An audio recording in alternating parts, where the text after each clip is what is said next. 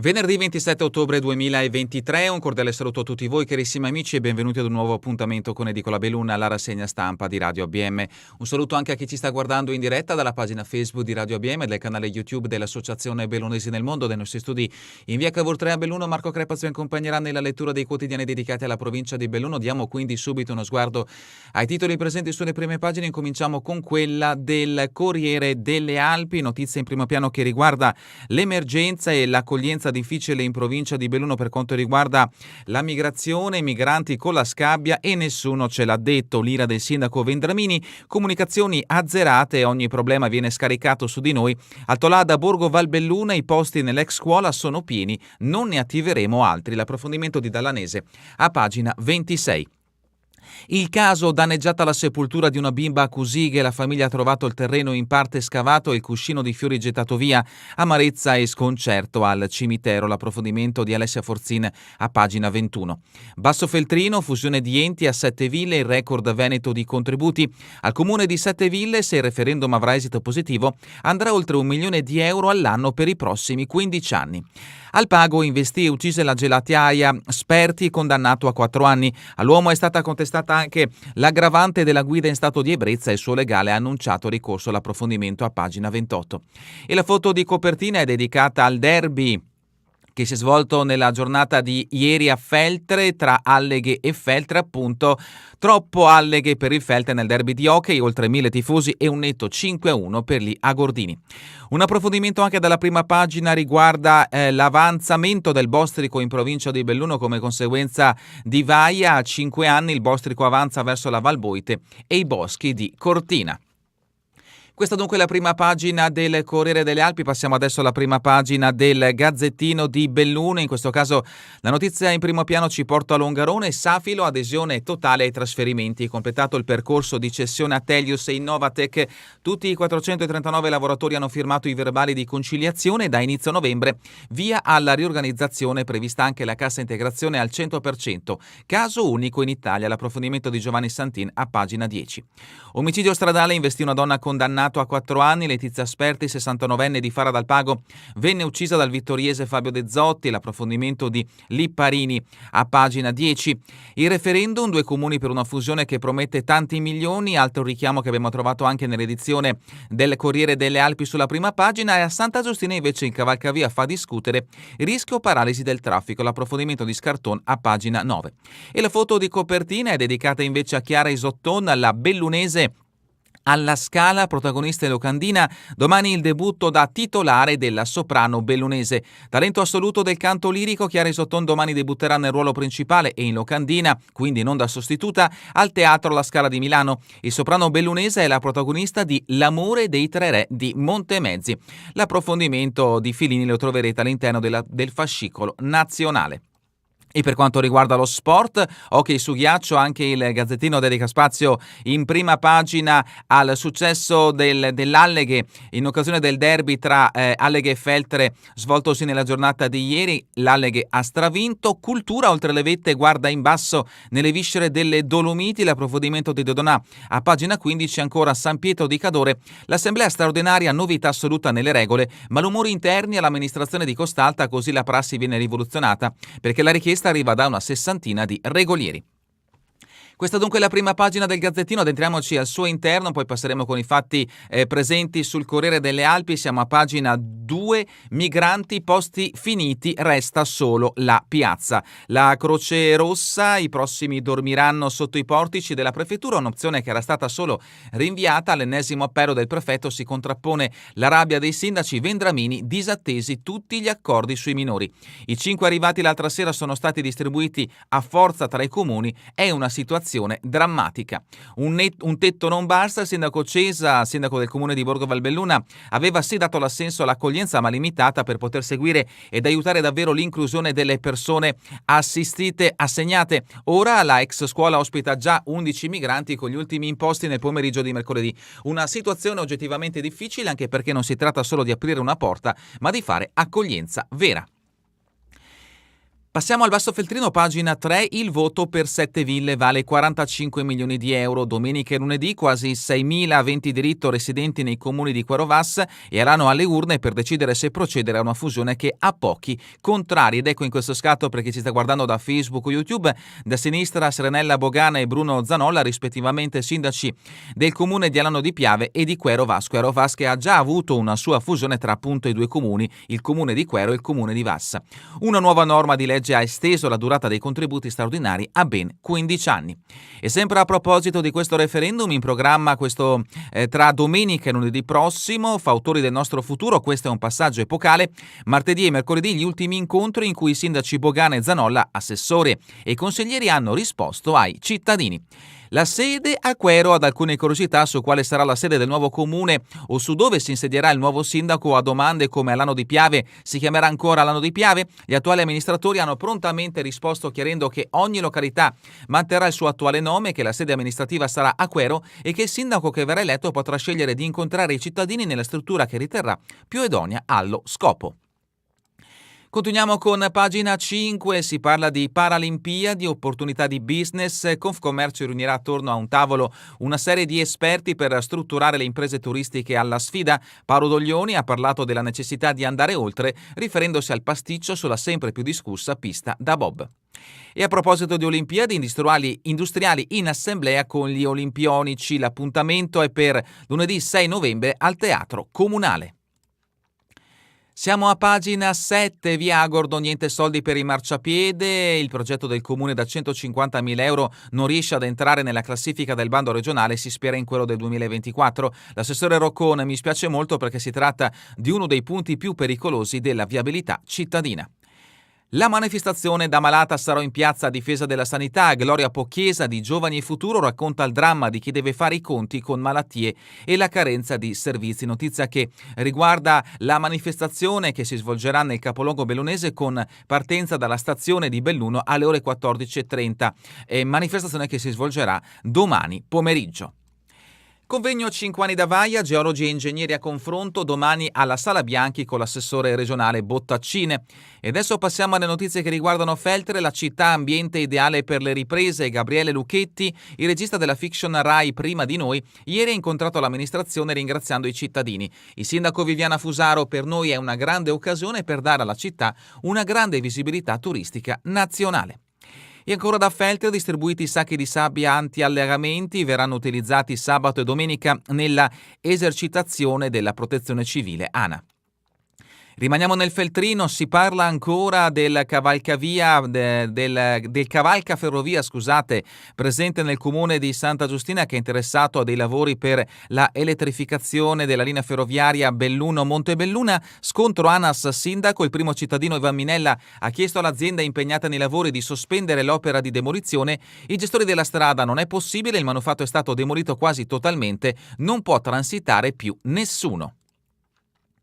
Longarone, cessione Safilo sicurale dagli operai, espresso consenso plebiscitario da parte dei lavoratori al verbale propedeutico al passaggio a Telios e Innovatec. La soddisfazione di Cisle Will: ora inizia una nuova fase, bisogna mettersi d'impegno per affrontare al meglio la sfida. Ponte nelle Alpi, Polpetti in arrivo 1 milione per il palazzetto dello sport, a Redamont tutto pronto per l'inaugurazione in programma questa domenica. Al Pago, al volante ubriaco, uccise una gelataia, è stato condannato a 4 anni e a 4 mesi per omicidio stradale con le aggravanti della guida in stato di ebbrezza e di aver causato lesioni gravi a una seconda persona. La pena, che partiva da un cumulo molto alto di circa 8 anni, si è ridimensionata in quanto il giudice del tribunale Umberto Donà ha considerato tra le attenuanti il concorso di colpa delle 2 donne che avevano attraversato la strada lontano dalle strisce pedonali. Concluso così il processo a carico di Fabio De Zotti, il promotore finanziario di 51 anni residente a Carpesica di Vittorio Veneto, che il 23 novembre del 2018 al volante di una Jeep Compass aveva investito e ucciso Letizia Sperti, 69enne di Fara dal Pago, titolare di una gelateria in Germania, insieme al marito. Siamo a pagina 11, campionato CSI, domenica la gara di corsa su strada, sfida tra 620 atleti, corridori da 7 regioni, evento con evidenti ricadute anche sul turismo, tutto esaurito in alberghi e B&B, notizia che in questo caso interessa Agordo. Santo Stefano, scuola danneggiata dopo Vaia, ora 150.000 euro per rifare il cappotto. E ancora notizia di spalle, in vendita i biglietti della Coppa del Mondo, notizia che interessa in questo caso il comune di Cortina. Questa dunque è la prima pagina l'interno del Gazzettino di Belluno. Passiamo adesso all'interno del Corriere delle Alpi con le notizie riferite alla provincia di Belluno. La prima la troviamo a pagina 17 e riguarda il bostrico che continua ad avanzare sui boschi bellunesi. Bostrico, scoperti 600 nuovi nuclei, il coleottero attacca anche la Val Boite. Secondo gli studiosi l'infestazione ha fatto seccare 16 milioni di alberi, lo stesso numero degli schianti della tempesta. Installate 68 trappole, in determinate zone sono stati catturati 30-40 mila esemplari. Pagina 19, il bilancio approda in aula, si sblocca la partita del Nido, notizia che riguarda il capoluogo. Convocazione per l'8 novembre è l'ultimo ostacolo per assumere le educatrici. 9 bambini attendono da 2 mesi di essere accolti al piccolo Girasole. Passiamo a pagina 20, industriali a confronto sul patto olimpico e le nuove opportunità. Lunedì 6 l'assemblea con il presidente nazionale Bonomi sul palco, i campioni Bettini, Calligaris, Gnecchi e Di Centa. E adesso il caso che ci porta sempre a Belluno, vandalizzata la tomba di una bambina a sgomento a Cusighe, la sepoltura scavata per 40 centimetri, i fiori gettati lontano, il nonno, sono cose che lasciano senza parole. Poche cose sono più sgradevoli di un vandalismo in un cimitero, quando poi a essere danneggiata è la tomba di una bambina scomparsa a poche settimane dalla nascita. Il disappunto non può che aumentare, insieme all'amarezza grande provata dai familiari della piccola. È il nonno a raccontare l'accaduto, poche parole ma non ne servono di più quando si tratta un episodio del genere. La bimba è sepolta al cimitero di Cusighe. Mercoledì, andando a trovarla come fa d'abitudine, l'amara sorpresa, se così si può definire, la ghiaia contenuta nella cornice di marmo era stata asportata, c'era uno scavo profondo almeno 40 centimetri, la corona di fiori che è già stata riposizionata giaceva lontano come se qualcuno l'avesse presa e lanciata. Non hanno toccato gli angioletti e le statuine, racconta Luciano Andreazza, e per fortuna verrebbe da aggiungere ce ne sono una decina a ricordare e proteggere la piccola Daphne, morta 1 mese e mezzo di vita 14 anni fa. E vediamo appunto in questo scatto la tomba della piccola Daphne vandalizzata al cimitero di Cusighe. L'emergenza, siamo a pagina 22, che interessa molte famiglie bellunesi, sempre più famiglie messe in crisi dai costi di affitti, scuola e sanità. Sono 3.200 i bellunesi che si rivolgono agli enti caritatevoli, solo il Banco Alimentare ne aiuta 2.750. Sono oltre 3.200 i bellunesi che si trovano in uno stato di povertà, tanto da rivolgersi alle associazioni e agli enti caritatevoli per ricevere un aiuto. Questi sono i numeri che arrivano dal Banco Alimentare, che segue in provincia 2.755 persone, dalla Caritas che ha in carico oltre 350 residenti, e anche dal progetto La Povertà a Casa Nostra di Insieme Si Può, che segue 450 solo bellunesi, per ricordare alcune delle associazioni più grandi e attive. Un dato che preoccupa non poco, visto che queste situazioni critiche sono legate da un lato a lavori sempre più precari e quindi con compensi bassi, e dall'altro a costi elevati di affitti, materiale scolastico e spese mediche. Nel 2022 sono stati circa 360 le persone che abbiamo sostenuto, precisa Francesco D'Alfonso, direttore della Caritas diocesana. Di questi circa un centinaio sono nuovi ingressi, e malgrado nella nostra provincia di lavori se ne trovino seppur anche a tempo determinato, basta poco per mandare in crisi una famiglia. Anche il Corriere delle Alpi dedica spazio al passaggio ferroviario a Formegana. Siamo a Santa Giustina, rischio caos sulla statale 50, rinviate i lavori all'estate. La provincia condivide i timori per la riattivazione del passaggio a livello. Dario Scopel, impossibile far passare le corriere lungo la strada della cartiera. Questa la dichiarazione del consigliere della viabilità per quanto riguarda la provincia di Belluno. Notizia di spalle, pazienti psichiatrici, ricoveri si riducono, cresce il day hospital. E passiamo alla viabilità feltrina, muro crollato sulla panoramica, va sistemato dai privati, notizia che interessa il comune di Feltre. Ancora Santa Giustina, prestati 24.000 euro al giovane ambulante mandato in rovina. La giunta nelle frazioni, Feltre, traffico e velocità, Farra e Boscarizz chiedono aiuto. Dal Boscarizz sempre no a bottiglie spray attorno alla festa, niente bottiglie o lattine e niente spray al peperoncino simile nel raggio di mezzo chilometro attorno al piazzale davanti al liceo dal Piazza, dove da oggi a domenica andrà in scena la festa Halloween. Fonzaso, l'autovelox a noleggio, farà 4 anni di controlli in strada. E adesso anche il Corriere delle Alpi dedica spazio al referendum sulla fusione dei comuni di Quero Vas e Alano di Piave, in programma domenica e lunedì. Referendum sulle fusioni in Veneto, a 7 ville i contributi più alti. I conti di Think Tank Nord-Est, in arrivo 1.028.765 euro all'anno, benefici estesi a 15 anni. Gruppo di migranti arrivati con la scabbia, l'ira del sindaco, nessuno ce l'ha detto, 3 sono stati alloggiati nella scuola di Cavassico, un minore assegnato a Ponte, il sindaco Vendramini, tutto ricade su di noi, l'articolo a firma di Paola Dallanese. E adesso siamo a pagina 27, anche il Corriere dedica spazio al futuro dei dipendenti dell'ex Safilo dei lavoratori via libera unanime al passaggio a Telios Innovatec. Longarone, l'addio al gelatiere Remo, lunedì al cimitero di Pirago, molti messaggi di affetto alla sua famiglia. E ancora da Longarone, al comune vanno il logo e la certificazione di comunità attiva. Anche il Corriere dedica spazio a questo fatto di cronaca: investie e uccise la gelataia Sperti, all'autista dell'auto 4 anni e 4 mesi. All'uomo contestata anche l'aggravante della guida in stato di ebbrezza, annunciato ricorso. San Tommaso a Gordino, De Valla, asfalti e punti luce, i lavori prima di lasciare il suo mandato che ormai volge al termine. E da Falcade, Silvo Pastorale allungata fino all'acquedotto, si valuta il progetto. Cortina è già clima di CDM, da oggi i biglietti l'angolo bollicine novità di gennaio, parterre gratis venerdì 26, in tribuna si va dai 20 ai 40 euro, ampliate le offerte della esclusiva World Cup Experience. Ovviamente notizia che riguarda la Coppa del Mondo di sci alpino femminile che si svolgerà a Cortina dal 26 al 28 gennaio 2024. La bici una passione diventata lavoro, ma domani Gigi chiude tutto e torna in sella. Cicli Cortina, sipario dopo 28 anni, riavrò più tempo per pedalare. Da giovane una volta superai Merckx in salita.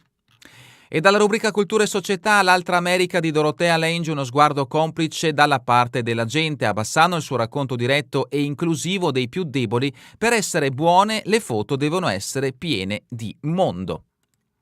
Giorno e notte, i 40 anni del Polifonico, concerto in chiesa con ospiti internazionali, l'appuntamento è per domani a Trichiana. Ed ecco lo sport, hockey, Serie B, la bandiera alleghese è issata al Palafeltri, il derby si decide nel secondo tempo, 1-5 il risultato finale. Corsa su strada, 628 atleti in gara ad Agordo alla finale nazionale del CSI. Calcio a 5, Serie D, gemelle oggi dal Musile per cercare il quinto sorriso. Pallavolo Serie 3, domenica alle 18 la sfida con il Mirandola, Schiro, meno errori, Belluno torni subito a vincere. Calcio di promozione, Borgo sfida lo Iulia capolista, loro sono da eccellenza ma noi non siamo inferiori. Giudice sportivo Cavarzano Spinea, ancora da decidere, Lentiai, squalifica ridotta a Mister Curti. E terminiamo con le previsioni del tempo in Veneto per la giornata di domani, leggera variabilità con qualche addensamento soprattutto per nubi medio-basse, in particolare nelle ore più fresche, quando sarà possibile qualche parziale riduzione della visibilità in pianure e nelle valli, schiarite anche significative nel corso della giornata. È davvero tutto per questa edizione di Edicola Beluna e vi ricordo che torneremo in replica via streaming questa sera alle 20, domani mattina all'1 ora locale italiana. A voi tutti un buon proseguimento di giornata in compagnia come sempre di Radio ABM, la web radio dell'Associazione Bellunesi nel Mondo.